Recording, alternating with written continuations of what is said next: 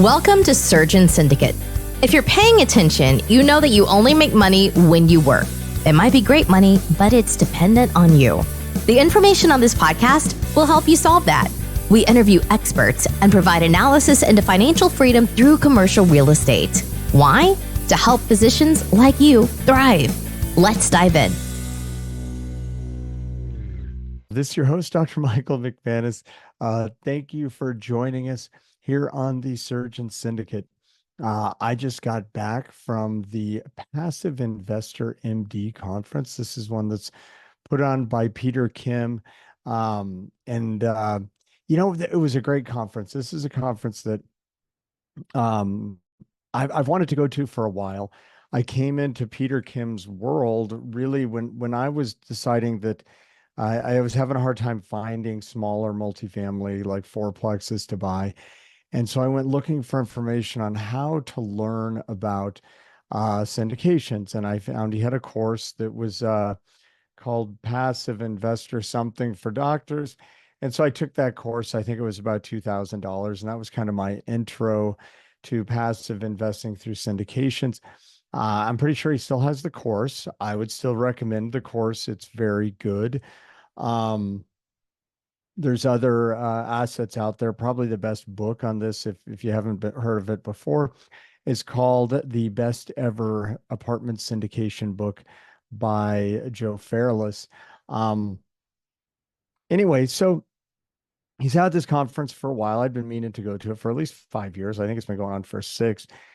But in September, there's a lot of things that are typically going on in my life, some birthdays in the family. It's also the beginning of cyclocross season, work. And so there were always just some hard conflicts, so I could never go. So this year when I left the practice, I got an email about it or something back in May. And I was like, man, I'm going to go. This year, there won't be any conflicts. We're going to be just moving. If I'm in horrible shape, so I probably won't be racing cyclocross. And if I am, it's not going to be a big deal. So I signed up and went this year. And I didn't really know what to expect, and leading into it, I was really leaning into starting to raise capital. I've got some leads on some big industrial deals and maybe some office stuff. And from what I could tell, the meeting, was mostly about multifamily and short-term rentals and stuff like that. But they added this year an entrepreneurial section to it, or I forget the word we should be using here. So there were 2 different courses that one was on passive investing in real estate and the other was on medical entrepreneurship. And so I didn't know what to expect, and I actually had pretty low expectations, but it's a really good course, a really good meeting. And the things that make it a good meeting is there's a mix there. There were a mix of people with a lot of different experience. And I would say most of the attendees, a large number of the attendees had never invested in real estate. And so they were just getting going, or maybe they had bought like one duplex and they weren't really sure if they wanted to do anything more. And so there were a lot of people there really hungry for knowledge. The speakers he brought were excellent. Thing that I really liked about it is there was a lot of talk about mindset. And this is something I've found especially since I started sharing my journey in real estate with other docs, is doctors get fearful about investing in stuff outside of the norm. And probably because they hear all the time, like, doctors aren't good investors, doctors aren't business people. And a lot of them have never even tried it, but then they buy into this idea that they're not good at investing in real estate. And so they just believe that. And so they won't do it. Most won't even do it at all. They won't even consider it. And the ones who consider it, like if they start talking to their fellow docs and their friends, everybody's got a story for them. Oh, I know somebody, or I heard about somebody, because most of them don't even actually know somebody who's ever invested in real estate besides maybe owning a home or 2 or a duplex. And they tell them some horrible story and chase everybody off from the idea of ever investing in commercial real estate. And so the people who were there were the ones who'd at least stepped over that bridge a little bit. And we're there trying to, I heard a few people say, oh, I'm going to come to this and then I'm going to, and then I'm going to start doing it. This is kind of my last thing. I think maybe their over expectation is they were going to get that last nugget of knowledge when they were there. And maybe they did, because there were some excellent speakers, some excellent presentations. But the thing that they did really well at the conference is they actually had a lot of stuff on mindset.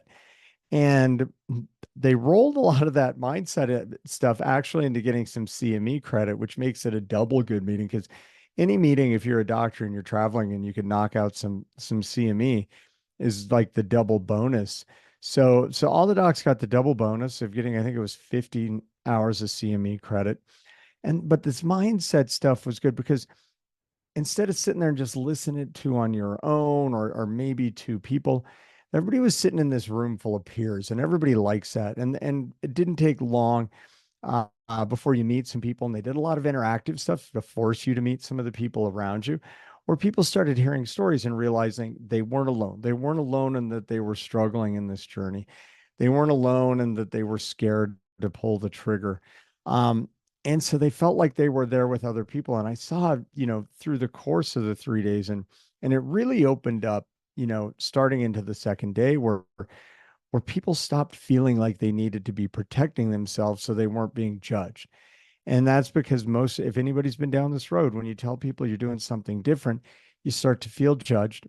And that happens for multiple reasons. A lot of it, what I found, is the docs around me, when you start doing something they're not doing, they get kind of scared. And scared people have a lot of different reactions.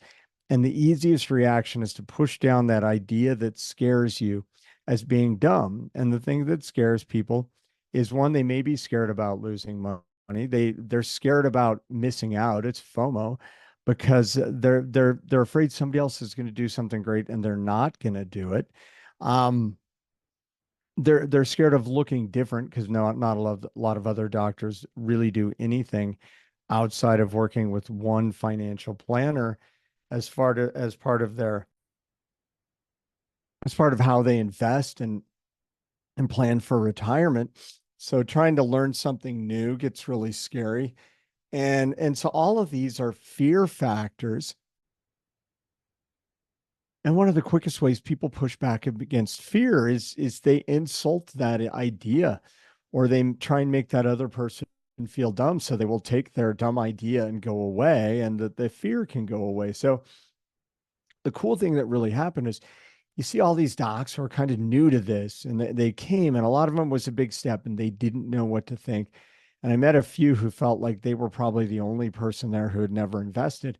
And they start finding that they're amongst their peers, they're people. This is my tribe. This is the people I've been looking for. They're also wanting to do this and aren't doing it. And you see people getting other people's numbers, and hopefully they stay in touch and build their own little tribe that they can go through this with. But it was a really cool thing. So there was this helping people build their tribe, so they didn't feel abnormal in what they were doing. There was a lot of mindset stuff that addressed the fear and the concerns and the limiting beliefs and all the things that keep people from bridging out and actually making some money out of their investments. Um, so it was really cool. I didn't expect any of that stuff. I expected it just to be, presentations on real estate.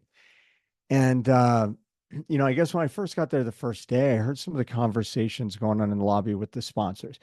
And so I always have to give a shout out or a big applaud to the sponsors, because most of these meetings without the sponsors wouldn't happen. Or if it did, the cost of the meeting would be 2 or 3 times as much. So they had some great sponsors there, but they had some I was less impressed with. And I would hear some of the conversations that were going on. And some of the sponsors had some good sales people there. And when I say sales, I mean salesy, because they would recognize right away docs that didn't have experience. And they would I don't know, I heard some pitching, and it was really a pitch rather than education.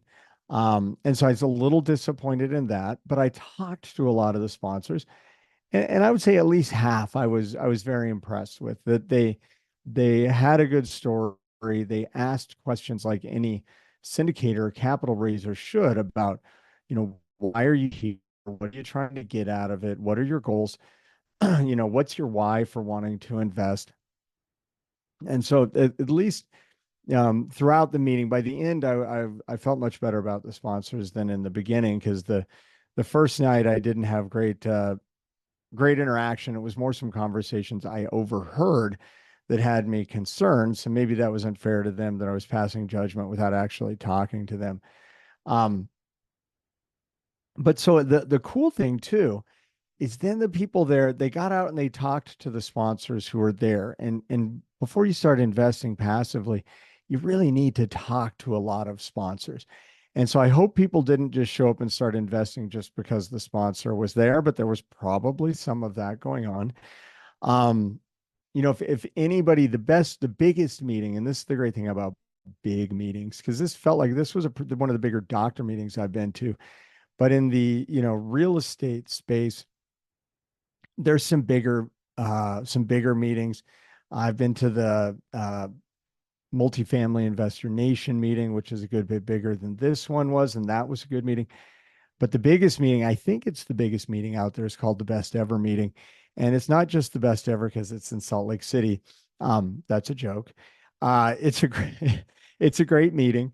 And part of it though, if you're a passive investor and if you're new and just getting used to talking to syndicators and hearing their pitch and seeing their things, is because it's a very big meeting. And because there are a lot of sponsors there, and not just the sponsors or syndicators, there's a lot of other syndicators running around looking to talk to people that didn't pay to be a sponsor.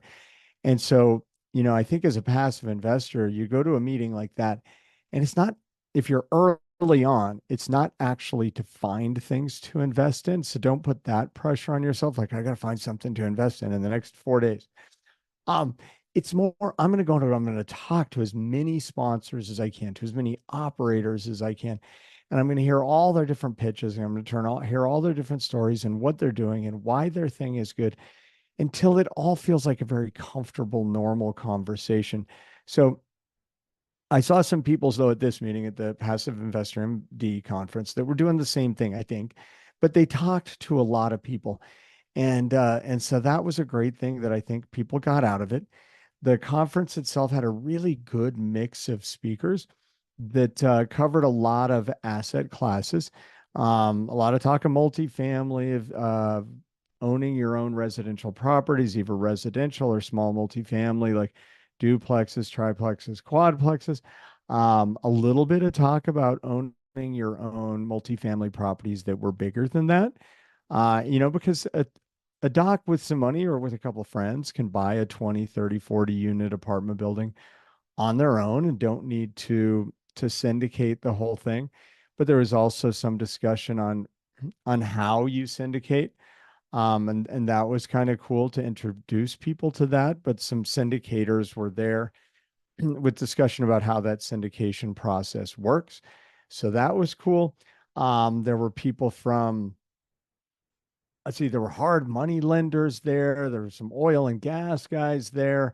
There were people of the hard money lenders who had lending funds from all kinds of different perspectives, whether they were lending money to fix and flip companies, or lending money to bigger syndicators for bridge loans for construction. I never saw the people, so I don't know if they just dropped off their cards, but there's some who have a hard money fund for lending to marijuana operations, because those people can't get loans through a bank because it's federally illegal what they're lending for. So banks can't participate. So there was a good mix of a lot of different things. And then there was also the other things that were going on there that I didn't know about. And so this was pretty cool. And that I didn't know about it was not because they hadn't advertised it. I didn't know about it because I hadn't paid attention because I was doing other things. So that's not something like they snuck in these other things. So they had the entrepreneurial course, and that was pretty cool because they had, I mean, and this wasn't, and it was, what's cool about an entrepreneurial course is it wasn't super slick. It wasn't like it was this super polished introduction to medical entrepreneurism. And some of the speakers were people who had come out of being docs and built some other type of income stream entrepreneurially. And a lot of them hadn't done a lot of public speaking or speaking at conferences, so they weren't really slick. But what I loved about that is that's entrepreneurism, and that's what keeps a lot of doctors out of it, is they can't do it perfectly because we're trained in training to try and be perfect. And entrepreneurism is not perfect. There's a great term called MVP, minimal and viable product, which is basically saying I'm going to build a product that's just good enough to put out to the market for them to tell me if it's worth them spending their money on or their time on. And then you get that feedback from the market, and then you improve it. And there's some great stories out there in the world of companies that actually built products that they thought were junk, but there was one thing they were trying to test. And then the feedback they got of something that they thought was horrible, but they're like, no, we got to get this out there and test it. The people actually liked the thing that the producers thought was horrible. Um, One of these, and I wish I could remember the book, and I should look it up and give you the reference. Um, but they were building. It was back in the games of early online games where people would have an avatar and they would assume a different personality online in this game, and it was a multiplayer game where they go and they interact with other people. And the technology was really new. And so as part of this game, you would move around from like your house to other places out, like a restaurant or school. And so in the early iterations um, of the game, you would just show up in another place. And so they'd made it like, well, we want you to be able to move around the room like you're interacting with people. So the ideal thing that they wanted, if I remember the story correct, is they wanted the little guys to walk around. Well, we weren't ready to make animated character avatars walk around at the time. And so while they were still figuring out how to program that and make it compact enough that it could actually be done over the low bandwidth of the time for players online, they just kind of had them jump, you could just click for where you wanted them to be in the room and they would just end up over there. And they thought that was really bad, but they wanted to get it out to test some other product features. And all the feedback they got was like, oh, that's so cool. All these other ones, like we have to wait and it's super slow while the character does this really bad, like moves across the room. But yours, they just poured over there. Like if I think where I want to be, I'm there. And so they added that, and it was actually part of an early launch, and that people loved it because nothing did that at the time. And I guess that's back to entrepreneurism. It's just one of those, this iteration is a word that a lot of entrepreneurs use, especially in tech, where you build something, you put it out there, you see how it works, and then you make it better. Sometimes it's frustrating when they do that, but that's the way you do it. So it was cool at the conference that you kind of saw that out of some of the people who were talking, that they weren't there polished selling you something. They showed up because they desired to share it. And there was a lot of talk, and you could feel it from these docs who'd broken free from being, slaves to owned healthcare corporations where they're just a worker there getting a W-2. But they'd broken free, and whether they'd broken free full time or they had just allowed them to work on their terms, whether it made them work optional, one of my favorite terms, was just showing people different ways to do that, and also addressing the mindset stuff required to be an entrepreneur. Because a lot of docs get hung up on making money. We'll sit and we'll complain all day about how we get reimbursed, but then we're afraid to do something to make money. And it's like this, oh, well, you're greedy if you try and make money. But the reality is, in business, is you make money by serving other people. You identify a need that people have, and you meet that need. And the people who meet the need the best make the most money. And there's always some bad actors out there, but for the most part, most of the people who are making money in business are doing so by serving the needs better than their competitors are. So that was the entrepreneurial track. I went to a little bit of both. I didn't sit in all of one, and the entrepreneurial track was pretty cool too. But they added some other stuff, and I didn't realize that Peter Kim had added some of these other products to his company. That they now have a mastermind, which I think is brilliant. And so this mastermind, a mastermind is something where typically if you hear about signing up for a mastermind, is you're going to pay money, you join this group. Usually they'll have several in-person meetups. There could be one, two, three, four, monthly, whatever, somewhere in the country, and then weekly, bi-weekly, or monthly meetings online. Um, Sometimes it's just group meetings. Sometimes there can be some individual coaching, and so that's generally what a mastermind is.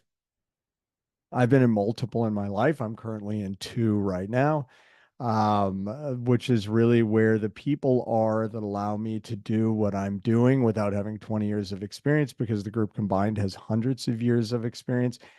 And you can build out everything you're trying to do. Like it's like you're the employee and you're running up the chain and your boss is signing off on it. You can get it signed off on by seasoned vets. So so they have a mastermind. It's called Momentum MD. And I'm not getting paid for any of this. I haven't been asked to advertise it, but I think it's worth people knowing about. And it seems pretty cool. I don't know a lot about it, but you can look it up online and go check it out. I don't know what the price is. Um, it's over $5,000 because there was a thing that if you signed up at the conference, they would take $5,000 off the price. So I know it's more than $5,000. But they have lots of different online things and some group meetings where they meet up. They met up before the Passive Investor MD conference. And within that, they have coaching. So they've got some high performance coaches. My guess is that their coaches come out of the Tony Robbins school, because one of the coaches who spoke, I think was their head coach, came out of worked for Tony Robbins for years. And so within that coaching, so they've got people doing the mindset coaching, the things where we get hung up. And it's funny because a lot of docs look at coaching like, oh, that's dumb. That's that woo-woo, self-improvement stuff. Funny is, the more I've got into entrepreneurship, the more I see that of successful entrepreneurs and even successful big business people, CEOs, the majority of them have coaches. And the reason is, what happens is, once you get a coach, a high performance coach, an executive coach, and they lead you through some of these really hard decisions, you start to realize how much you hold yourself back, how many it's limiting beliefs. So I can't do that, or other things where we get snagged up in our head, and having somebody on the outside of that just unlock your own brain is amazing. And until you've been through it, it's hard to really understand how much benefit it can be. So within his program, they have these coaches. They've got other who are the business coaches, real estate coaches. So the whole goal of the mastermind is it gives people a place where they become part of a community. That's part of it. They meet other people trying to do the same thing they're doing. And they also get coaching. And so you're moving through this whole growth together. And so then, like, just think, like, if anybody listening hasn't been out buying real estate, if you have been, when you talk to other doctors in the hospital, most of them look at you like you're crazy, like you're either greedy, or you don't know what you're doing, and you're going to lose that money.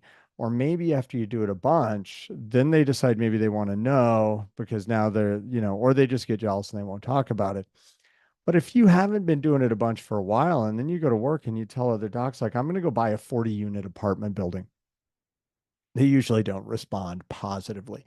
So you don't have a network of people that are going to support you in this decision and help you succeed. And if anything, they're going to tear you down, either out of jealousy, out of fear, or they're just going to write you off and try and make you dumb, because then they feel dumb that they don't know anything about buying a 40-unit apartment building. But now in something like this, now you have a community, and this community supports you and helps you do it. I'm in a mastermind that's about commercial real estate. It's Invest Beyond Multifamily Real Estate. And it's where I've learned most of what I know about retail, industrial, office. And it's where I go find a deal, and all the underwriting tools I have, the formulas came from the group. I plug them all into it and run it through and see if it meets the metrics I want. And if it doesn't, or it doesn't, pretty much always will then bring it to the group anyway. And they look at it, and most of them, if I don't think it works, it doesn't work. So that's usually the outcome. And it's just kind of like, hey guys, am I missing something here that this deal might actually be worthwhile? And it gets chewed on a little bit and usually gets thrown out.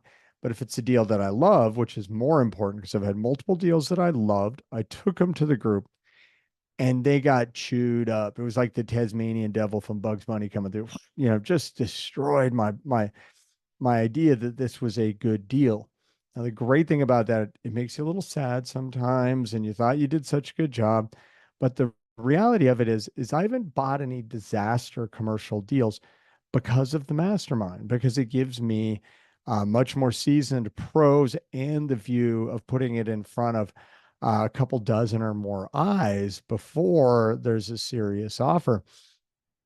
And likely here, we're kind of lining up several deals right now. We're getting ready to make offers on that are not small deals, and the numbers still scare me when I look at them. You know, like the idea of bidding on a piece of real estate that could be $30 million. That's overwhelming, but it's just a number. And so I take it to the group and we decide if the number works. And if the number's good and it needs much capital raised, well, we go out and raise capital. And the whole group will often participate, and often people will throw money in if they love the deal. But it was a life changer for me. That group was part of what helped me make the decision to leave behind a lifestyle that was crushing me, that left me burnt out. So masterminds are a great thing. They can be really expensive and scary, but they move you forward quickly and they give you support to help you keep from making bad decisions. So from what I heard about Peter Kim's mastermind, it seemed really good. In fact, I was kind of tempted to join because I love these things. But I made myself a promise in February that I wasn't going to join any more expensive masterminds um, for 2 years. And in February, I joined an expensive mastermind after I said that, and that one doesn't end until February. So if I have a really good second half of this year, um, maybe I'll rejoin that mastermind, or maybe I'll look at another one. But I was tempted by his. Anyway, so that's a cool thing they offer that was in addition to this to really help move people along. And a conference really more than being like the final thing to get somebody going was, I think for a lot of people and more, is just realizing how much more they need and that something like a mastermind could really help. But while I was there, a lot of complex emotions, because a lot of what was going on was different than the stuff that I've been doing, which leads to all these funny thoughts like, oh, well, these guys don't know. I know about this really cool stuff. They don't. It's called retail and industrial. But then I start seeing the money that some of the people doing short-term rentals are making. And I've recently, we're actually signed up. We're going to raise money for a multifamily deal if they can get it to the finish line. But we're not going strong on announcing that yet because there's some issues with getting that deal closed and finding out what the real numbers are. But it's working with some real pros, so we're excited about it. But anyway, so I have these thoughts like somehow I'm better because I know about these other asset classes. But then at the same time, I start hearing some of these guys talking about the success they have and the people in the mastermind who have invested in these deals within the mastermind and the success they've had. And then I feel insecure and I'm like, oh no, maybe I went the wrong way and I should have been part of that group. And it's, I mean, this is being transparent here. That these things go on. If these things don't go on in your head, you're a lot more stoic than me. And it's coming back to then asking, like, what do I really want to do? And what are the things I enjoy? What are the things I get excited about? And I've spent a lot of time the last 2 years, like the number of deals I've underwritten, I've submitted offers on and haven't been taken. And it's been really frustrating. And a lot of it's been this, after the interest rates went up, buyers were underwriting things at new interest rates. Sellers had a dollar figure in their head from when interest rates were low and they weren't going to take less. So it was really hard to get deals done. And, but getting a deal done is how it cash flows. So you can do deals in any environment, no matter what the interest rate is. And a lot of the times at a high interest rate, deals are actually better than at a low interest rate, because when interest rates are low, everything goes just wacky. Prices fly up and everybody gets overly excited. But so the whole point of this is this is what I've been doing, but I hit a spot this summer where I got really discouraged because I just couldn't make anything work. And I stopped underwriting deals. And so the very last thing of the conference, they're talking about, he was really pushing people, we're back to the mindset coaching, like make a commitment to the thing you're going to do and then write it down. And then we got in a group of like 4 people and you had to tell everybody what your big aha was and what you were going to do and what you were committed to doing. Because when you tell somebody else forget how many times more likely you are to actually go do it. And I had this realization about, and they were talking about in the thing before about you make money in real estate on where you purchase. Number one thing is you purchase it at the right price. And if you really purchase it at the right price, you can weather a lot of storms.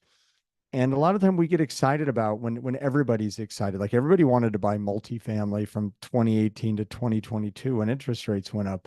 And so everybody was driving into it. And it was like the stock market back before, was it 2009? And then lo and behold, something changed and a lot of people lost money. And people were having these comments about, what Warren Buffett says, buy when there's blood in the street and make this commitment. And then Peter's talking about make this commitment. I realized what I was doing before. Where is the blood in the street?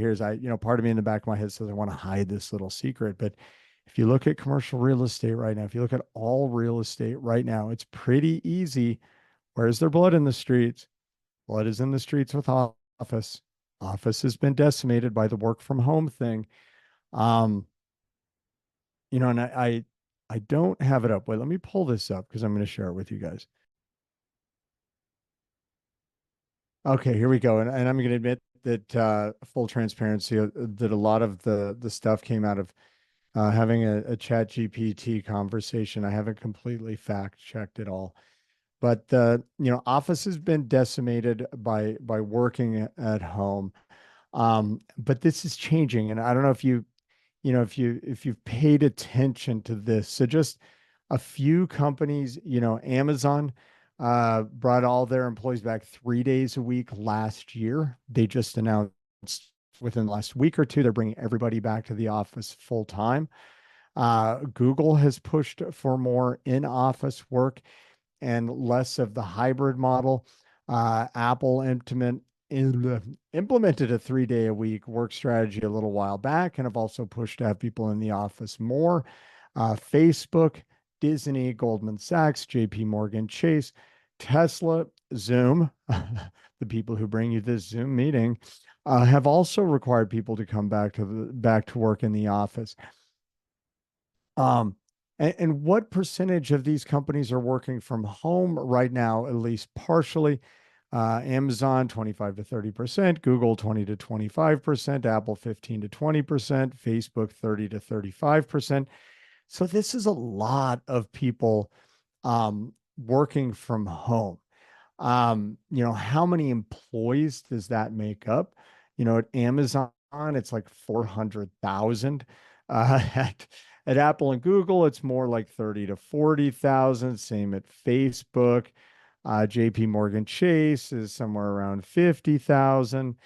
But overall, when we look at this, just from the top 10 companies, it's somewhere around 600,000 people working from home. Now, why talking about this? Because all of these companies we just talked about here, their leadership has publicly said they want people in the office more. Why do they want people in the office more? The biggest thing is collaboration and quality of work. What they find is that people at home are less productive. And not only are they less productive, they are less genius, meaning the number of genius ideas has gone down. Why does that happen? Well, if you look into the way our brain works, basically it means a lot of the time, the most genius ideas come not when we're sitting alone pondering the problem. They happen when our brain is away from the problem. So you're going for a walk, or what happens a lot in corporate America is you're standing around the water cooler chatting with your buddies, and somebody says something that triggers a thought, and somebody has a genius idea, says it at the water cooler, somebody else adds to it, and boom, off goes the genius. And there's actually, there's studies on this, and I don't have them here, but you can look and see. And so this is what these companies are missing. And why haven't they done it yet? Because there's a lot of people who like working from home. They like that they can do their laundry during the workday. They like that they can travel Europe and work part of the day remotely while they live in some wonderful place they couldn't work for before. Being a guy who grew up in the mountains of Colorado, that a lot of these small towns and ski towns have blown up, and the price of real estate's gone through the roof. because there's people living there and working there now, where the full-time population, might have been like 5,000 people, and at Christmas there were 50,000 people in town. Well, now there's 50,000 people there all the time. And so, it's kind of changed the world. But again, why do we talk about this? Because if these big companies want people back at work, and the reason they haven't forced them back to work is they can't, because people quit and they go work somewhere else where they're not forcing them back into the office. But at some point, the job market will change. It always does. Everything cycles. So at some point, we have a recession. There's a lot of talk of recession. If unemployment goes up and people aren't as secure in their jobs, and they're not looking, and the company's got the upper hand now, now they have more people looking for jobs than they need, they can start requiring people to be back in the office. And when that happens, the impact this could have on office space could be absolutely insane. I mean, so we did some little calculations here. United States has about 5.5 billion square feet of office space. The industry reports from companies like CBRE and JLL say the vacancy rate is about 20% right now, which means about 1.1 billion square feet. So if looking at the total number, we did a little calculation here about how many workers are working remotely.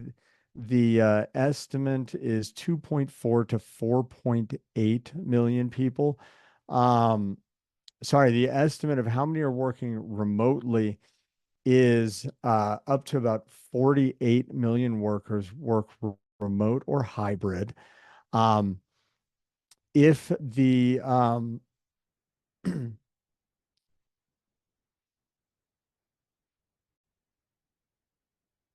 So employers have said they would like 10 to 20% of these back in the office, which means they would like 4.8 to 9.6 million of these people back in the office. Which, if we say, oh, what if they only get half of them back when we see a recession and change in employment? That means 2.4 to 4.8 million people they would like to have back in the office. So let's use the lower end of that, 2.4 million people. Some numbers out there say, for the purpose of calculations, that each employee requires about 200 square feet of office space. So if you have 2.4 million workers going back requiring 200 square feet of office space each, that's about 480 million square feet of office space that's going to be used up. And so with that, if just we're using we're using the lower end of all the estimates, and then we used half of the estimate and the lower end of half the estimate. So even if just those people went back to work, that would get rid of almost 45% of the vacant office space out there right now. Now, so if we use the higher end of the estimate, that would double that.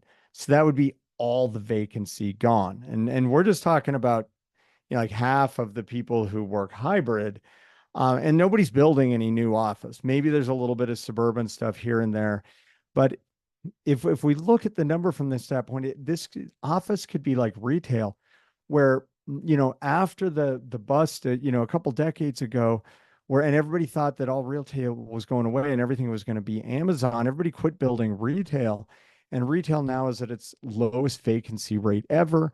They're building, especially neighborhood retail. They're building it like crazy because it was so far behind, because none got built for forever. So there's a potential for office to be the same way. And so why would somebody buy office? I know people are like, man, that's scary, office. And you talk to many, many people in real estate and they're like, that's scary, that's office. Well, you don't just go buy office. There are people just buying office. The people who are out there just buying it are some of the really big private equity firms and family office. And there have been some of these that were made public who have bought some of really the trophy office buildings in like New York and San Francisco. And it's because they have $100 million or $1 billion to park that people just don't want to lose. And they look at these numbers and go, sometime in the next 10 years, 5 years, 10 years, sometime in the next 10 years, people are coming back to office. People are coming back to work and they're going to need this office space.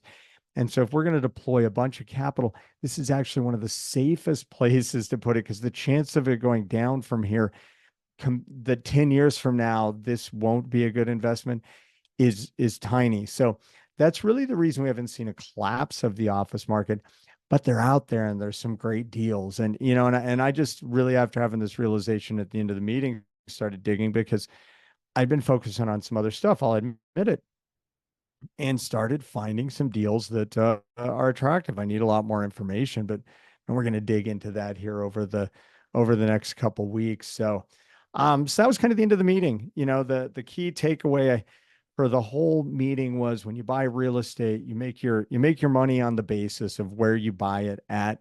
That could be price or some other thing you realize, which could have to do with the leases, with the rent, but you got to know how the price you're buying it at works with these other things. And if you get it at a good price, that's the key. But the bigger key is knowing how to do the calculation so you know it was a good price. And if you're new to the game, the key to that is having mentors. And then the final takeaway from the meeting is, if you can learn all day, but until you act, you don't accomplish anything. So you got to get up and you got to go. So for everybody listening, I really hope this has been helpful. I thought this was a good meeting, and I just wanted to kind of pass along what I learned at the meeting. I think it's worth going to if anybody is looking for a meeting to go. The next one's this one was in Dallas. They usually have them in California, and they're going to have the one next September back in California again. So you can go get some beach time too. Those of you who are looking to learn and network, our webinar series will be starting here in, it's not a couple weeks, in about a week. The first one is going to be on taxes. And the key thing is, most doctors, if you want to have more money to invest in real estate, pay less taxes, and that's where you can get the money. And that's what we're diving into here. The little, sneak peek is that the key to saving big money on taxes is having a team that helps guide you. And if you're really going to do it right, it's more than one person. So we're going to talk about that team.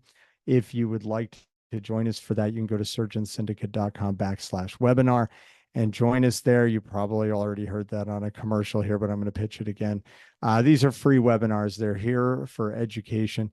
And the primary reason is, it's just like they said at this conference, man, for those of us who have felt the pain as doctors and have found a way to reduce the pain and really love our life again, we'd like to see more doctors in the same place. And when doctors stop feeling trapped and start feeling like they control their own destiny again, is when doctors will start controlling healthcare again, and some real changes can happen.